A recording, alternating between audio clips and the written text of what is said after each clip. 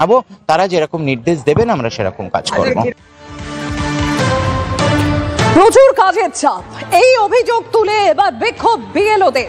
দুটো জায়গার ছবি আপনাদের সামনে আমরা তুলে ধরবো, একদিকে মেদিনীপুর, অপরদিকে করিমপুর।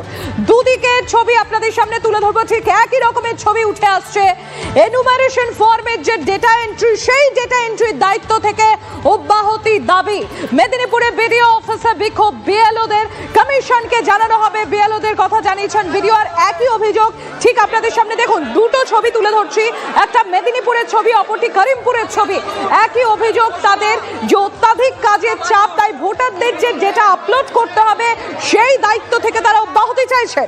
মেদিনীপুর এবং করিমপুর দু জায়গার একই ছবি, বিক্ষোভে বিএলওরা। আমরা মানুষ, আমরা মানুষ, আমরা ফর্ম কালেক্ট ডাটা করবো না, আপলোড করতে পারবো না, আমাদের পক্ষে সম্ভব নয়। আমরা ফর্ম কালেক্ট করব, এসে জমা করব। আর ফোন নাম্বারটা সবথেকে হচ্ছে, ফোন নাম্বারটা পাবলিক হয়ে গেল। আমাদের জন্য একটা স্পেশাল ফোন নাম্বার করে দিতে পারতেন। আমরা পরিষ্কারভাবে জানিয়ে দিয়েছি যে আমরা ডাটা এন্ট্রি আমরা করতে পারবো না, আপনারা ডাটা এন্ট্রি জন্য লোক রাখুন। প্রয়োজনে আমরা দেশের জন্য এই ফর্ম দেওয়া এবং ফর্ম তোলা, আমাদের যে রেনুমারেশন দেওয়া হবে সেই রেনুমারেশনে আমাদেরকে না দিয়ে অন্য লোক রেখে ডাটা এন্ট্রিটা করা হোক।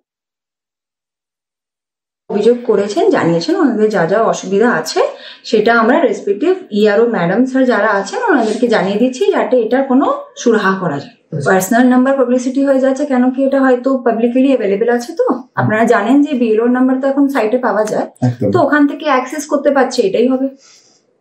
আমাদেরও নাম্বার তো পাবলিকলি আছে, যেটা অফিসিয়াল নাম্বার।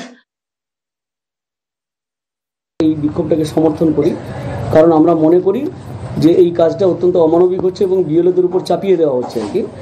তো নির্বাচন কমিশনের এটা সতর্ক হওয়া উচিত এবং তাদের উচিত আরও যাতে করে সময়টা বাড়ানো যায়, কারণ 4 ডিসেম্বরের মধ্যে এই কাজ করা সম্ভব নয়। দেখুন, বিএলওদের কথা তো বললাম, এবারে